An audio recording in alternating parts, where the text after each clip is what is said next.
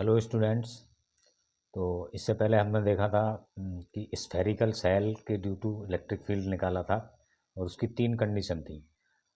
एक तो सेल के बाहर, एक सेल के अंदर और एक सेल के सरफेस पर। तो अब देखते हैं कि उनमें देखिए उनमें वेरिएशन किस तरह से होता है फील्ड का। Variation in intensity of electric field at any point due to conducting hollow sphere. ठीक है। किसी कंडक्टिंग होलो स्फीयर के वजह से किसी पॉइंट पर इलेक्ट्रिक फील्ड में वेरिएशन किस तरह से होता है।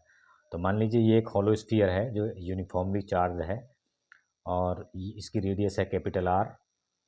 और देखिए यहाँ से अगर हम इसका जब यहाँ से एक ग्राफ खींचें तो यहाँ से इसकी वाई एक्सिस को इसके सेंटर से जोड़ दें और इसका जो रेडियस है इसके बराबर ये डिस्टेंस ले लें इसमें एक्स एक्स एक्सिस पर। तो देखिए ये वाई एक्सिस पे दिखाता है इलेक्ट्रिक फील्ड और यहाँ दिखाता है आर। अब यहाँ पे इनसाइड देखिए आर टू आर, ठीक है। तो देखिए आर से आर तक, R is equal to 0 to R is equal to R तक, यानी कि क्या है, जब जब सेंटर से लेकर और उसकी रेडियस तक, सरफेस तक, इसके अंदर जो इलेक्ट्रिक फील्ड होता है वो होता है 0। ठीक है, ये 0 होता है, समझ में आई बात, जो हमने इंटरनल निकाला था बीच में। अब सरफेस पे देखते हैं, सरफेस पे क्या है, सरफेस पे मैक्सिमम है, maximum at the surface of the shell, क्योंकि उसमें क्या आ रहा है सरफेस पर, उसमें आ रहा है आपका जो R square, capital R square आ रहा है सरफेस पर। ठीक है, तो सरफेस पर है आपका मैक्सिमम। ठीक है, और outside the shell, outside the shell का फार्मूला निकाला था E is equal to Q upon 4 pi epsilon naught R square. तो वहाँ पे E is directly inversely proportional to R square, inverse square law को फॉलो करता है। जैसे जैसे आर बढ़ेगा वैसे वैसे आपका क्या नाम, क्या है, वो इलेक्ट्रिक फील्ड घटेगा, तेज़ी से घटता है, तेज़ी से। ठीक है, तेज़ी से घटता है।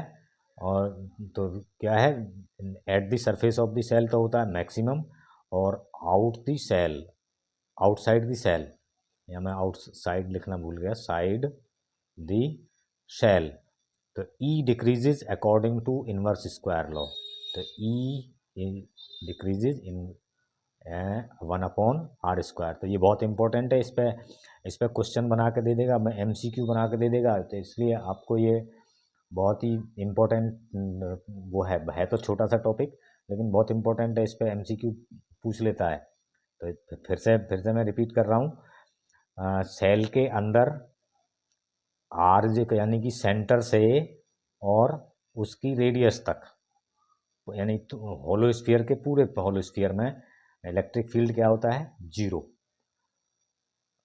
सरफेस पर कोई पॉइंट है, सरफेस पर होता है मैक्सिमम, और आउटसाइड दी सरफेस जैसे जैसे आर बढ़ता है, रेडियल वेक्टर बढ़ता है, तो इलेक्ट्रिक फील्ड जो है तेज़ी से घटने लगता है, तेज़ी से घटता है, क्योंकि जो आर स्क्वायर है ना, आर होता है तो स्लो स्लो होता है, आर का स्क्वायर इनवर्स स्क्वायर लॉ का मतलब आर का स्क्वायर है। ठीक है, तो ये आपकी समझ में अच्छी तरह से आ गया। 3 पॉइंट हैं, इन्हें आप अच्छी तरह से याद रखिए।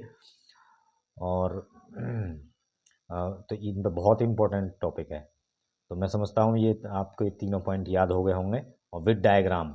ठीक है, तो अगर आपसे परीक्षा में भी पूछ लेता है ये कि वेरिएशन, इंटेंसिटी का वेरिएशन दिखाइए बाई फिगर, तो आप इस तरह से दिखा सकते हैं, बहुत शॉर्ट है, और कई नंबर में पूछ सकता है और बहुत आसानी से आंसर दे देंगे आप।